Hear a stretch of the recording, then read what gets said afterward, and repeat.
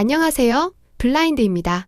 제가 바라보는 유니스왑의 위치는 부분 매집입니다. 이 종목은 다른 알트코인에 비해 많이 떨어진 종목은 아닙니다.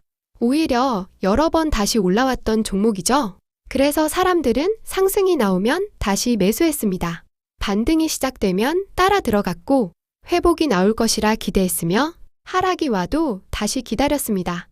그렇게 기다리던 사람들은 큰 상승 이후에도 다시 반등이 나오는 모습을 보게 됐고 급락 이후에도 회복이 나타나는 모습을 보게 되자 상승이 나오면 이번에도 들어가 보게 됩니다.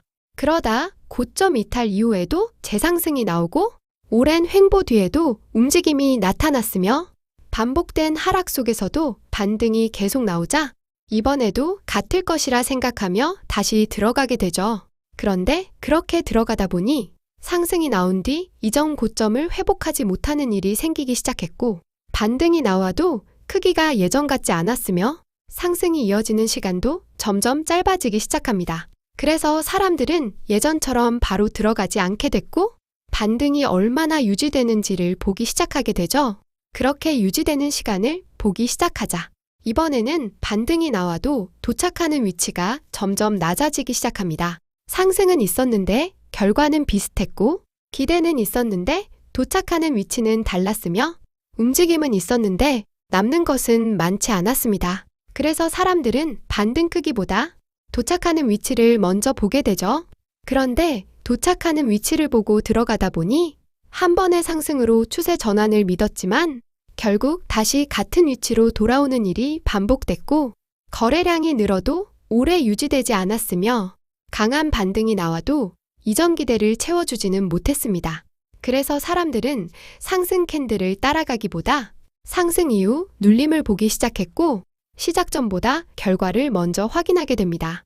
그렇게 결과를 보고 판단하다 보니 이전 성공 경험보다 현재 흐름을 더 보게 되었고 회복을 당연하게 생각하기보다 회복 가능성을 따져보기 시작합니다.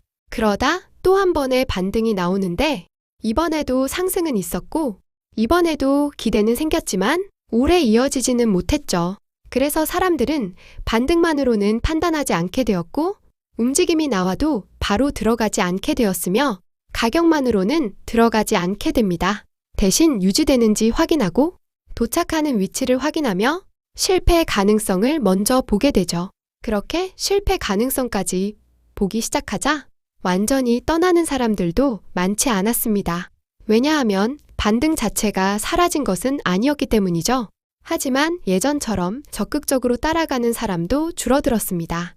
왜냐하면 여러 번의 반등이 이전 기대를 채워주지 못했기 때문입니다. 그래서 남아있는 사람들은 상승이 나오면 바로 들어가기보다 기다리게 되고 반등이 나오면 크기보다 지속성을 보게 되었으며 회복이 가능한지 먼저 확인하려고 합니다. 반등은 계속 나왔지만 사람들은 점점 다르게 반응하게 되었고 이제는 확인한 뒤에 움직이게 됩니다. 그래서 제가 생각하는 유니스왑의 위치는 부분 매집입니다. 2026년 6월 16일 기준 미래를 맞추는 것이 아니라 현재의 위치에 맞는 행동을 한다. 블라인드였습니다.